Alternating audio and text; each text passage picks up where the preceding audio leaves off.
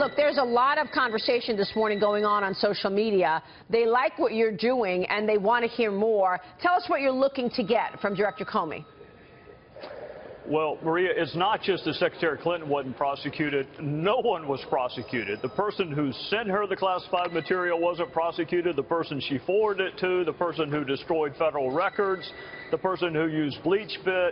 There were no prosecutions in this case. So you have 5 get-out-of-jail-free cards and no jail. So I get the fact that Comey says he handled this just like any other case. I did it for 16 years. It is unlike any other case I have seen. Why do you think there were no prosecutions at all? I mean, we know, first of all, that Loretta Lynch met with Bill Clinton on her plane 2 days before Hillary spoke to the FBI. We know that the FBI did not record the interview, and they took notes, and they released those notes on the Friday before Labor Day. Why? What's behind it? Are they just politicized?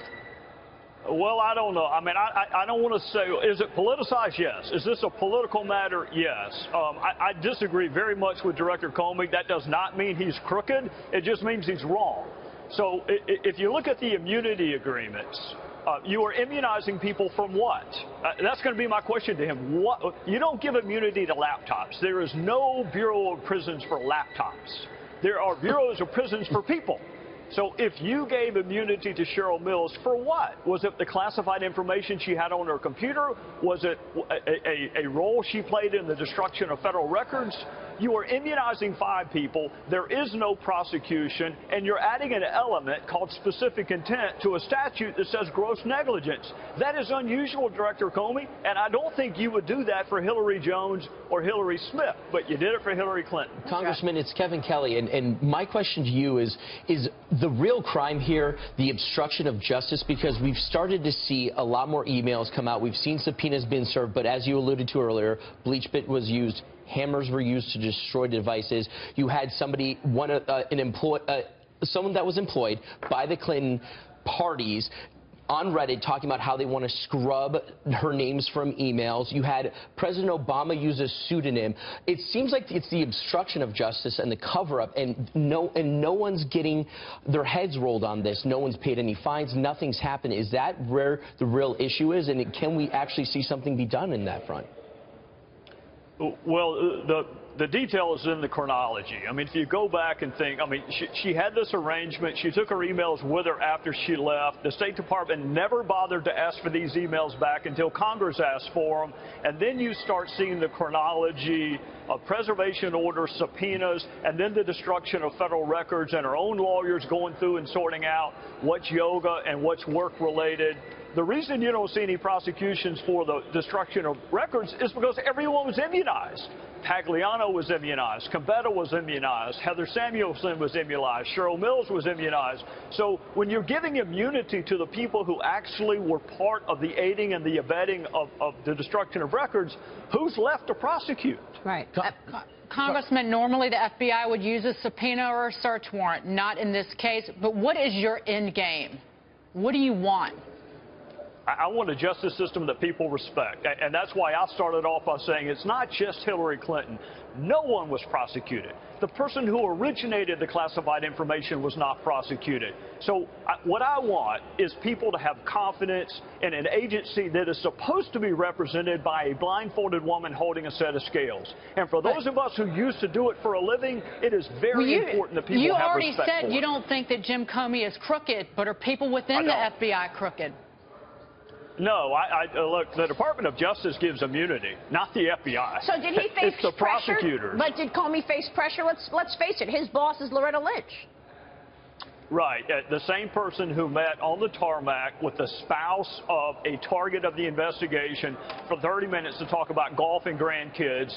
There's not a person in the world who's going to spend 30 minutes talking about golf and grandkids with the spouse of someone who is under investigation. Frankly, Maria, he's also a witness. Remember, she said some of the emails she sent that were personal were to her husband. Well, there's some conflicting evidence on whether or not he ever sent an email. So potentially he's a witness. The whole thing looks terrible. And it's for Jim Comey to explain that there's a benign or innocent explanation, because right now it looks like there's a different justice system if you're running for president as opposed to running late for your kid's softball game. Here's Tony Sayegh. Congressman, going back to this document dump from the FBI on Friday, which I think had a massive revelation that Cheryl Mills, Hillary Clinton's personal friend, chief of staff, and attorney, was given immunity for her computer, as you mentioned. She's also allowed to conduct herself as Hillary's lawyer while serving as a witness. So as a prosecutor, though, why would you give immunity to somebody not charged with a crime? And if you don't use immunity, were there other tools? People are starting to say there was this 5K motion mechanism that could have been used by the prosecutors in this case that would have been much more suitable for cases like this. Does immunity suggest a bigger cover-up? Immunity is weird in this case. You use a grand jury subpoena, you use a search warrant, and I heard Comey's explanation yesterday. This is a lawyer's computer, so you have attorney-client privilege matters. That's the problem, is you have lawyers who are also fact witnesses who may also be targets of the investigation, and on one day she's being immunized, and one day she's being interviewed, and the next day she's sitting in on Hillary Clinton's interview with the FBI. That is unprecedented. Right. So Director Comey can say what he wants, but those of us who used to do this for a living know that you would never allow another witness to sit in on another witness's interview. It just doesn't happen. Congressman, though, what's your timing, though? I mean, we are 40 days away from the election. It is really outrageous that it has come so close to an election where Hillary Clinton could win. Does it all go away if she wins? I hope not. You know, there are a number of entities in our society that provide oversight. There's the executive branch, there's Congress, there's you and the media, but there's also the voters. And I think the voters, there's the real jury in this case. I think the voters are smart enough to say, you know what, if this had been me or one of my family members, I don't think we would have been treated this favorably by the Bureau and the Department of Justice. So I'm just counting on the jury that meets on November the 8th to do perhaps what the DOJ did not do, would just say, you know what, this isn't right. And what about all those emails that we haven't seen that perhaps could indicate those pay-for-play situations where she was basically giving access to the U.S. government in the greatest country in the world while they were paying her husband and the Clinton Foundation? Yeah, I was kind of surprised that the Clinton Foundation didn't come up Monday night. I think there is more work to be done there, both by Congress and by the executive branch doing the investigating. But, Maria, if you don't have confidence in the FBI and the Department of Justice, then you're not going to have any confidence in the outcome of that Clinton Foundation investigation. So I don't think anyone thinks there are 30,000 yoga emails or bridesmaids emails. There's something that she thought was bad enough to use a product called Bleach Bit, and I don't think it was yoga. Yeah, and then there was Justin Cooper. Let's not forget about him, one of her aides, who basically, he was under oath, and he basically said, oh, no, I was trying to preserve emails, but we know he's the guy with the hammer.